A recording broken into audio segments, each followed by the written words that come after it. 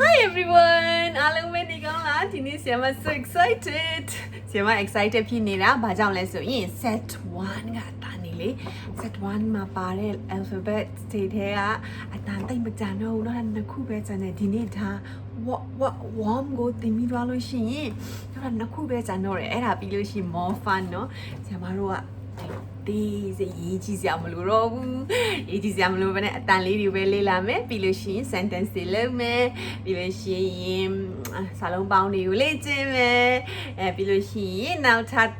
မသိသေးဘူးเนาะနောက်ထပ် set 2ပြီးမှ set 3ဆိုရင် paragraph အသေးလေးတွေစာရေးရတော့မှအဲ့ဒါကြောင့်မလို့ဆရာမ excited ဖြစ်နေတယ်ကလေးတို့ excited ဖြစ်နေလား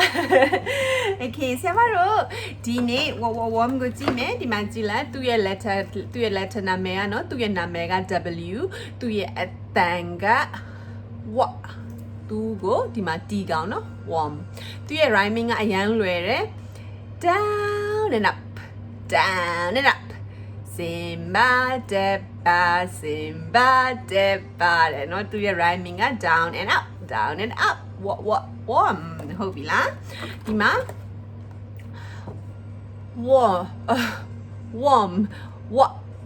warm ဒီမှာကျတော့ woof ကခွေးလည်းမသိဘူးခဏလေးပြန်စဉ်းစားပြီးတော့ပြောပြမယ်နော်မေ့နေတယ်ဗမာလေဝင်ပလို့ဆရာမတခါလေကြာရင်ဗမာလိုမေ့ရဆရာမရဲ့လေ language တွေကလေအများကြီးဖြစ်နေတော့တခါလေကြာရင်ကြားထဲမှာဗမာစာလို့မေ့တော့ရောနေတာဘာသာစကားတွေအများကြီးပြောတတ်တာတခါလေကြာရင်ရောတယ်သီလားစဉ်းစားရအောင်နောက်ထဲရအောင်တခါလေကြာရင် shock ဖြစ်တယ်Wimbley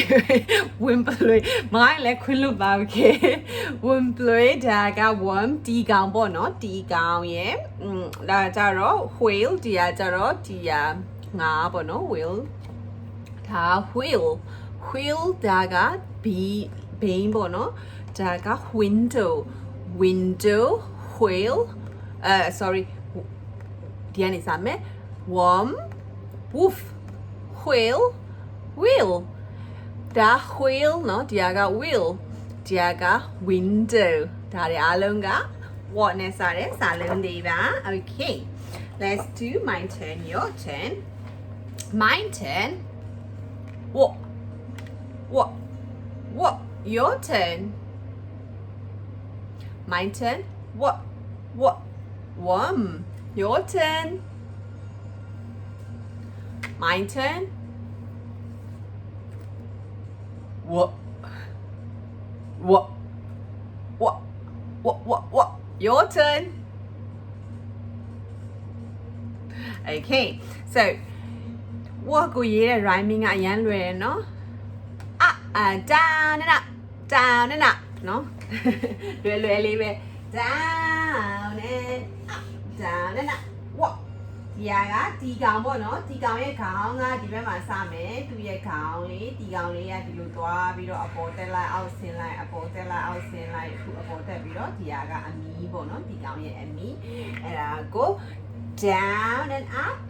down and up down and up down and up what နောက်တစ်ခါရေးကြည့်မယ်နော် down and up down and up what warm ဟုတ်ပြီလားသူရဲ့ green words ကဆရာမ၃လုံးရှိတယ် today ဒါက web က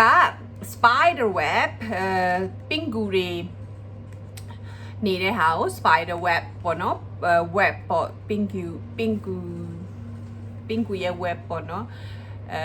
သူက spider web ကို web လို့အတူကောက်ခေါ်လို့ရတယ်ပြီးလို့ရှိရင် website တွေကိုလည်း web ဆိုပြီးတော့အတူကောက်သုံးတယ်เนาะနောက်တစ်ခုကကျတော့ wet ကကျတော့ဆိုတာ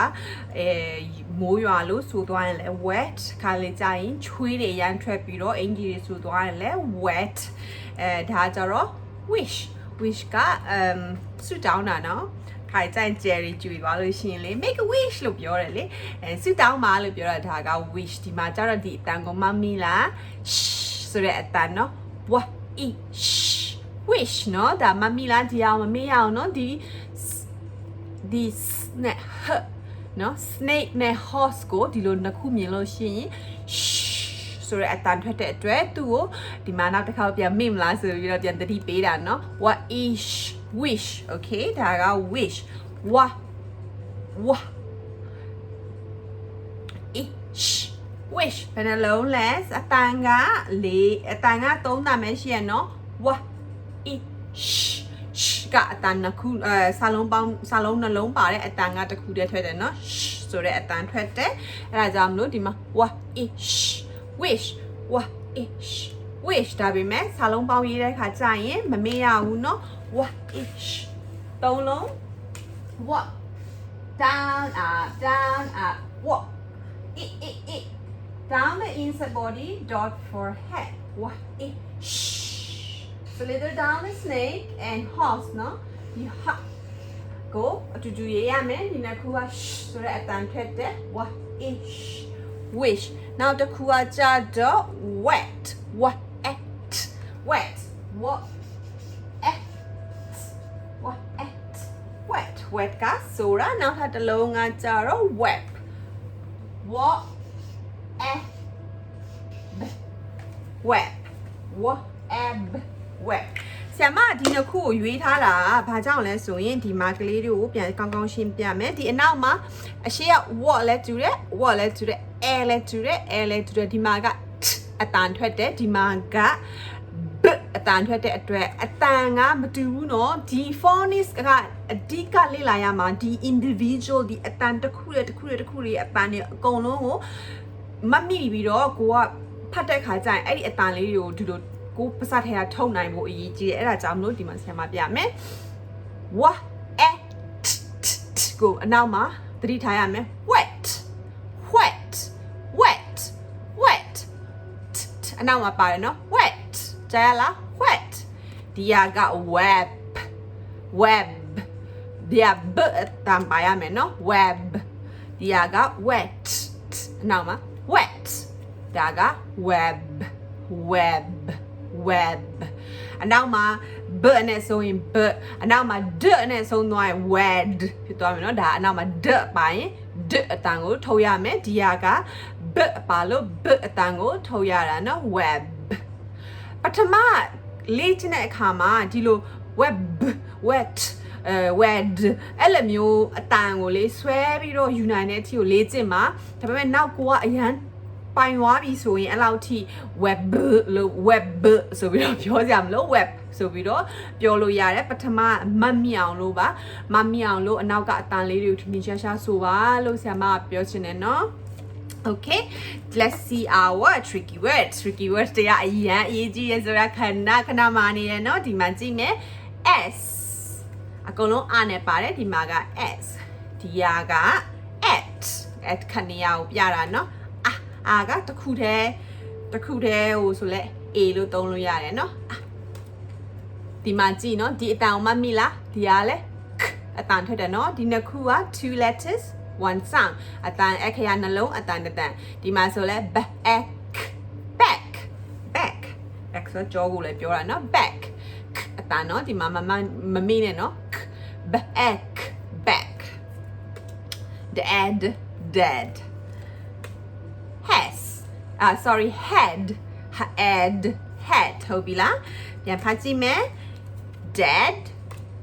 back at s and head ဒါပါပဲ